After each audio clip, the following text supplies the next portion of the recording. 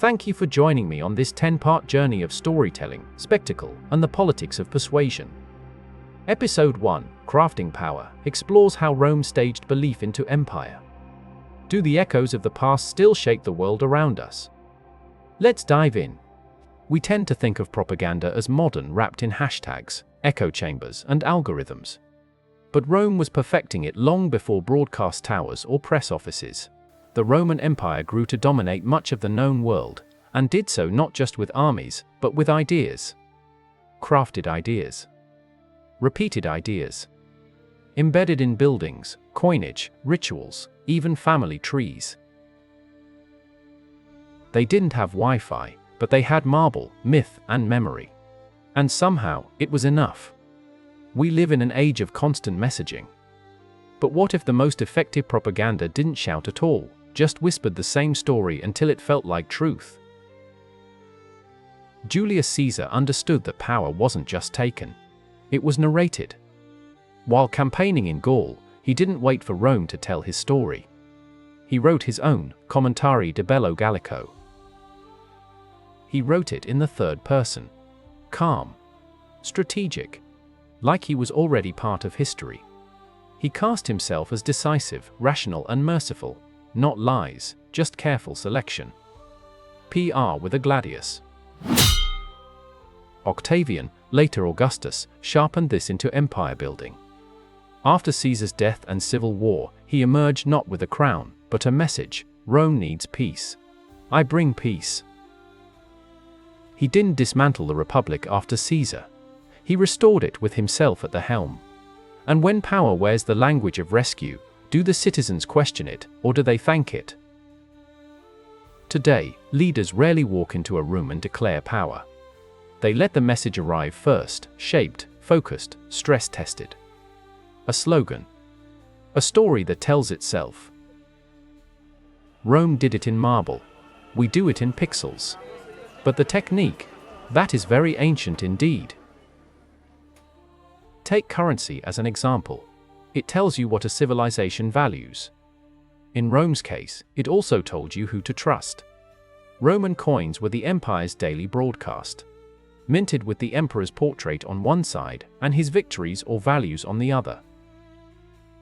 The Roman Empire frequently used the words Mars, Pax, and Felicitas on their minted coins.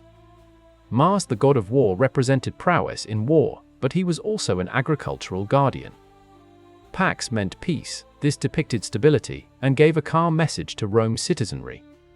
Felicitas, on the other hand, was the Roman goddess embodying good fortune and success. She held a significant place in the imperial state religion. She became a powerful emblem of the empire's wealth and flourishing prosperity. So, in every transaction of coin, there was a message: Rome is strong. Rome is protected. Rome is prosperous. And you didn't opt in. You carried it. You spent it. You passed it along.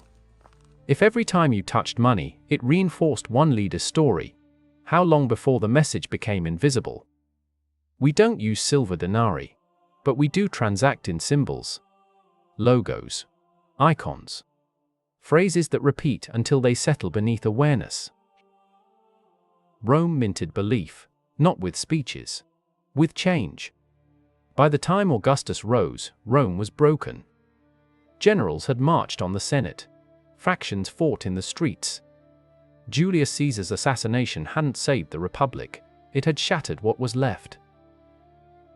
After all this infighting and discord, what the people craved was restoration. Augustus needed to re-establish the prior glories of Rome, so he set about giving its people temples. Dozens of them. Restored and gleaming. Old gods in new stone, he built the Forum of Augustus, lined with marble statues of Rome's founders and heroes. And centered among them, modestly but unmistakably, Augustus himself. And shortly after came the Ara Pacis, the altar of peace. A public monument, not after war, but during peace. It said, stability has returned. It said, peace has a name. When a city rebuilds, what does it choose to remember? And what does it quietly replace? Augustus didn't claim divinity, not yet, but he restored meaning. And the people didn't just forgive his power, they sculpted it into history. In ancient Rome, buildings didn't just shelter citizens, they instructed them. The design whispered, "This new order is rooted in tradition." The Ara Pacis, the altar of peace, was commissioned not after war, but during peace. It didn't just declare stability, it embodied it. And when peace comes with a face and a monument, how do we tell the difference between healing and branding? Today, cities still shape feeling with form. Courthouses, parliaments, plazas, not just spaces, but signals. Augustus didn't just fix Rome's streets, he rewrote its origin story. He claimed descent from Aeneas, the Trojan who fled a burning city and founded a divine lineage. Through Aeneas, he linked himself to Venus. Venus, the Roman goddess of love, beauty, and fertility, embodied life's pleasures and prosperity. Central to mythology and worship, she symbolized the allure and abundance that made life feel divine, feel worth living. Myth wasn't myth anymore, it was dynasty. It was law.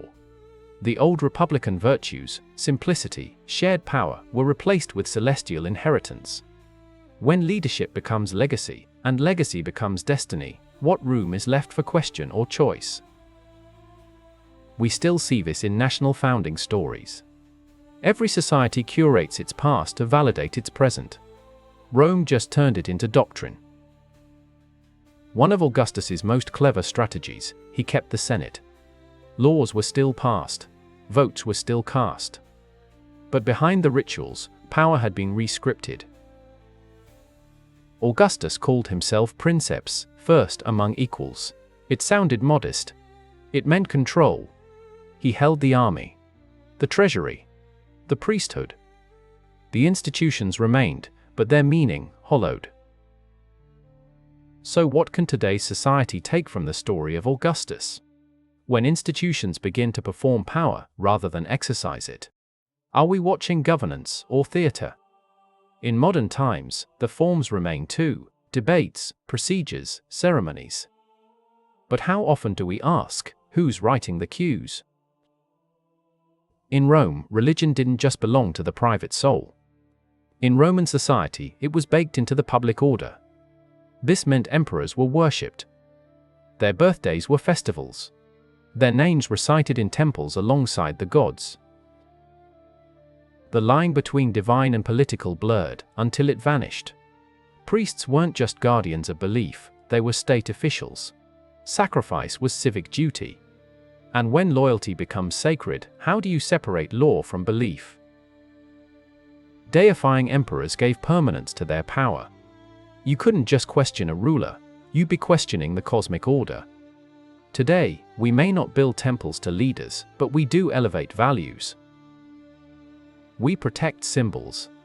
We ritualize identity. Sometimes, the most powerful messages wear robes of faith, even if they no longer speak in prayers. Propaganda doesn't always whisper. Sometimes, it shouts very loudly. Perhaps one of the loudest and thrilling was the Colosseum. It was Rome's beating heart of spectacle. Bread for the belly, blood for the soul. Gladiator games weren't just distraction, they were ceremony, authority disguised as entertainment. Whilst there, the state fed you and thrilled you while reinforcing who held power. Triumphal parades, public executions, national holidays, performances with purpose. When power dazzles us, do we cheer it more or question it less? Today our screens flicker, stadiums still roar, parades still roll on. Rituals still remain. Rome simply perfected the script that still governs life today, but was first written thousands of years before Rome. Maybe there is something in all of us that has survived since early humans were governed by tribal leaders and shamans who followed pagan beliefs. But I digress. Let's get back to ancient Rome. The Aeneid wasn't written for pleasure. It was written to cement a regime. In verse, it justified Augustus's divine ancestry. It mourned civil war. It promised Rome a destiny, cosmic, tragic, unstoppable. Commissioned by the state. Penned by Virgil. Revered for centuries. It shaped identity, not just for Rome, but for those who would inherit its echoes. with inscriptions on buildings, mosaics on floors, triumphal arches. It was all part of the story. Not art for beauty, art for memory. So I ask you, when was the last time a story changed your view of history or stopped you from questioning it? Today, stories come in pixels, series, national slogans, documentaries. Beauty still persuades, and every message has a source. Propaganda is powerful, but it's not invincible. When the message fails to match reality, it doesn't crack, it collapses. With that in mind, let's look at Roman emperors who used propaganda that unintentionally projected the wrong image. Nero styled himself as Rome's artist emperor. But after the Great Fire, as rumors swirled and gold walls rose, his image became grotesque. Domitian was hailed as a divine ruler until his paranoia eclipsed praise. Commodus dressed as Hercules and renamed months after himself. Symbol became spectacle, then mockery. When myth outgrows the man and truth breaks into the stage script, what happens to belief? Even now, reputations carefully built can unravel in hours. The message isn't always the first thing to break. Trust is. Rome didn't just speak to itself. It exported its story far and wide into Gaul, Judea, Africa, Britannia. But the message wasn't identical. In Egypt, emperors styled as pharaohs. In Gaul, local gods stood beside Jupiter. The myth was modular, adaptable by design. And it worked, until it didn't. In Judea, religious defiance ignited revolt. Sacred space clashed with imperial presence. A message imposed without resonance will always fracture. So who owns the story? The one who tells it, or the ones who live with it? Even now, universal messages adapt for local ears. But echoes carry, and friction finds the seams. Roman propaganda was obvious: statues, festivals, temples. But what made it easy to spot is that we don't live in it anymore. Ours is subtler, softer, omnipresent.